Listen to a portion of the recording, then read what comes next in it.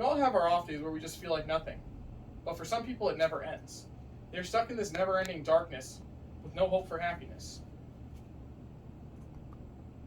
Even as society is becoming more accepting of people suffering from mental illnesses still feel like they have no one. Without a good support system, they may even take their own life.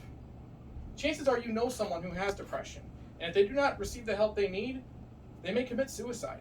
It will not only affect them, but the people around them. As someone who manages depression, I have felt the impact of having a good support system. Furthermore, I have done extensive research and surveys on depression, what can enhance these feelings, and most importantly, what others can do to help. Different aspects of depression will be examined so you understand why this is an issue. As well, what you can do to help will be examined. Depression is much more than feeling down. There are so many issues to it that it affects more than one person. Depression, while certainly shown by a low mood and lack of interest, is much more than that. A post from the Depression and Bipolar Support Alliance from 2021 states, major depressive disorder affects approximately 17.3 million Americans adults, or about 7.1% of the U.S. population age 18 and older in a given year. The percentage may seem small, but it affects all of us in some way, including my classmates. In a survey completed by my peers asking how depression has affected you or someone you know, one respondent stated, "It took all the life out of me. I had no motivation to do anything, and I stopped hanging out with my friends." Based on this, it shows that depression hurts more than the people around us. As previously stated, if left unchecked, these people may take their own life.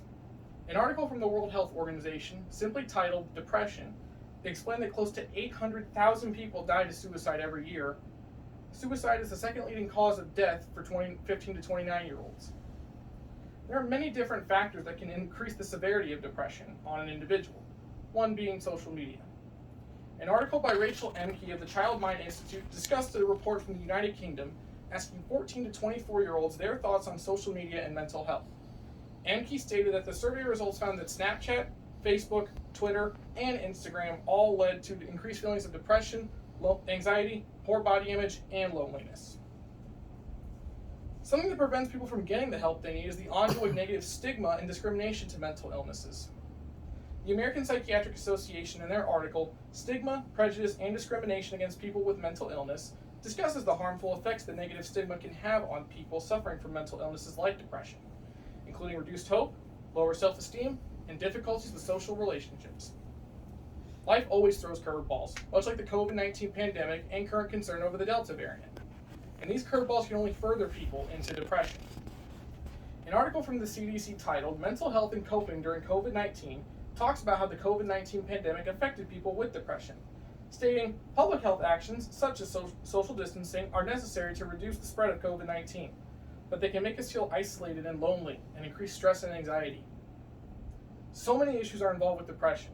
If people do not get the help they need, they may commit suicide, which will increase the rates.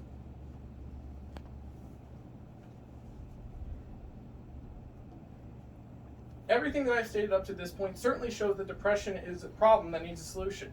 But you might wonder, what can I do?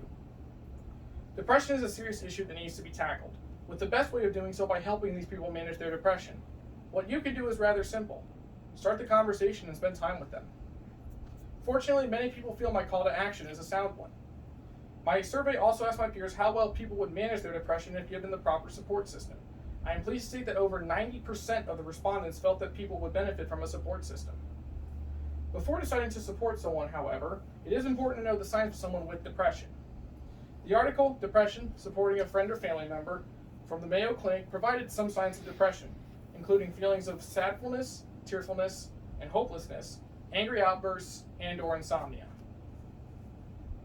There are many ways people manage their depression, with each person having their own way of handling it. When asked a similar question on my survey, some strategies people stated included medication, therapy, and journaling. Each of these methods certainly have their own benefits, and I have benefited from medication myself, but it is not something a common person can do.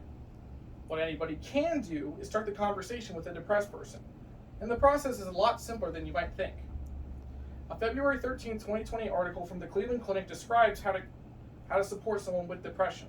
It starts with using assertive communication, such as using "I have noticed you've not been yourself lately," showing empathy, setting boundaries, but most importantly, being patient with your peer. With a process that simple, would people really even bother trying it? The answer, based on my survey, is yes. When asked on whether they would spend time with someone and start the conversation, every single one of the respondents on my survey stated they would be willing to do so.